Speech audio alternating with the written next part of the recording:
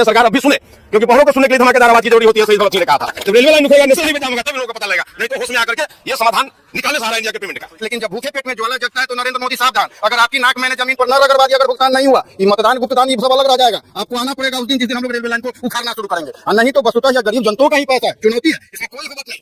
जिस दिन हमारा संगठन मुझे साथ देना शुरू कर देगा उस दिन से रेलवे लाइन उखाड़ना चालू हो जाएगा, और उस दिन फिर नरेंद्र मोदी को नाक रगड़ के पैसा अलाउ करना पड़ेगा। कोई यातायात परिवहन नहीं, सारा का सारा चक्का जाम, भारत रुक जाएगी। यह विश्व में पहली बार होगा। बिल्कुल हमारे परिवारों के जमाकर्ता कर्जकर्ताओं की इतनी बड़ी संख्या है कि अगर सब लोग उतर जाएंगे तो पूरे भारत वर्ष रुक जाएगी, और तब तक रुकी रहेगी जब तक भुगतान नहीं हो जाता है।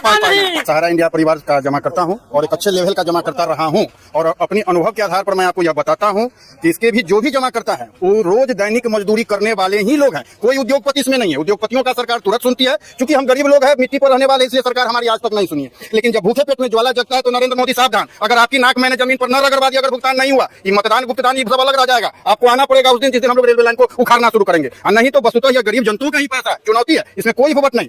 जिस दिन हमारा संगठन मुझे साथ देना शुरू कर देगा उस दिन से रेलवे लाइन उखाड़ना चालू हो जाएगा, और उस दिन फिर नरेंद्र मोदी को नाक रगड़ के पैसा अलाउ करना पड़ेगा। आज सुप्रीम कोर्ट से भी सुप्रीम कोर्ट से भी यही तमाशा हो रहा है, जबकि सब लोग जानते हैं कि जो सेबी के पास पैसा धरोहर के रूप में रखा हुआ है वह आम गरीब जनता दैनिक मजदूरी करने वाले ही तमाम लोगों का जगह है। इसमें एक भी लोग उद्योगपति नहीं है। अगर मेरी बात से आप लोग सहमत है तो जोरदार ताली से मेरी बातों का स्वागत कीजिए।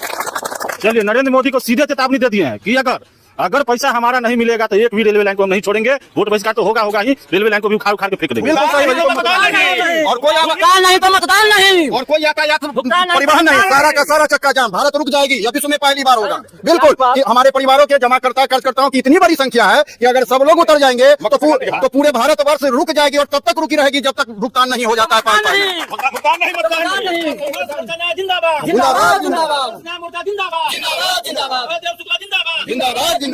हाँ, बताया जाए सर। हमने अब तक कम से कम सैकड़ों आदमी का, जो गरीब मेहनत मजदूरी खुटी से बनिहारी करने वाले लोग हैं, ऐसे लोगों का 10 रुपया 20 रुपया डेली कलेक्शन लेके मंथली में उसको कन्वर्ट करके जमा करवाया। आज उनकी माली हालत ये है जो खाने को तरस रहे हैं, और वो हम लोग पर दबाव बना रहे हैं, हमारी बेइज्जती हो रही है। और ये ऐसी निकम्मी सरकार है जो इस गरीब की आवाज को सुनने तक के लिए तैयार नहीं है। ऐसी परिस्थिति में जब पब्लिक उग्र हो जाती है तो कोई भी सरकार, कोई भी नेता, कोई भी मंत्री, प्रधानमंत्री समझते हैं कि पब्लिक का क्या ताकत होता है, क्या पब्लिक के हुजूम में पावर होता है। तो ऐसे समय में ऐसा ना हो कि हमारे मोदी जी हो चाहे नीतीश कुमार जी हो, इनकी ईंट से ईंट बच जाए। तो मैं आपके माध्यम, मीडिया के माध्यम से ये कहना चाहूंगा कि सरकार इस पर ध्यान दे और इन गरीब जनता के पैसा को जल्द से जल्द इनके पास रिटर्न करने का कृपा करें। मैं सरकार से यही निवेदन करता हूँ। दिल्ली में अभी जो वहाँ जंतर मंतर पर जो वहाँ हल्ला हो रहा था, उसमें लोग, हमारे राज्य के लोग, नीतीश कुमार उसमें वहाँ पहुंचे हुए थे, मुख्यमंत्री जी महोदय, और उनसे जो लोग मिलने गया तो कन्नी काट के निकल गए, उन्होंने आवाज तक नहीं सुनी, और वहाँ से महिलाओं को पीट करके हटा दिया गया। 100 किलोमीटर दूर तक यहाँ तक का मैसेज है। ये मीडिया के माध्यम से उनको भी मैं सुनाना चाहता हूँ कि हमारे राज्य के मुख्यमंत्री है, उनसे जनता गया मिलने और कन्नी काट के निकल गए, अपने अधिवेशन में थे, और कुछ उन्होंने कुछ मीडिया में आने तक नहीं दिया इस बात को, और वहाँ से जनता को, हमारे बिहार की गरीब जनता को उठा करके 100 किलोमीटर लाकर फेंकवा दिया, और वहाँ से बस कैसे लोग आया है, और फिर अभी रामलीला मैदान में लोग लगा हुआ है। ये सरकार का हाल है, और सरकार का जब सीट बजेगा तो पता लगेगा कि जनता क्या है। यही कहना चाहते हैं सरकार अब भी सुने, क्योंकि बहुओं को सुनने के लिए धमाकेदार आवाज की जरूरी होती है। सही बच्ची ने कहा था जब रेलवे लाइन रुकेगा नेशनल हाईवे जाम होगा तब लोगों को पता लगेगा, नहीं तो होश में आकर के ये समाधान निकाले सहारा इंडिया के पेमेंट का। यही कहना। बताया जाए, क्या नाम है? मेरा नाम विश्वनाथ चौधरी है जी। मैं यहाँ के जितने भी दुकानदार हैं, कोई ऐसा दुकानदार नहीं है जिनका मैंने पैसा नहीं जमा कराया, और आज स्थिति है कि आज 3 पेमेंट बाकी है सभी लोगों का, और सब 3 साल का पेमेंट बाकी है। जी। डेली कलेक्शन था। डेली कलेक्शन कितना दिन का होता था? 1 साल का। तो 1 साल एक जमा हुआ, फिर जमा होता चला गया भुगतान। 19 के बाद से हुआ ही नहीं आज तक।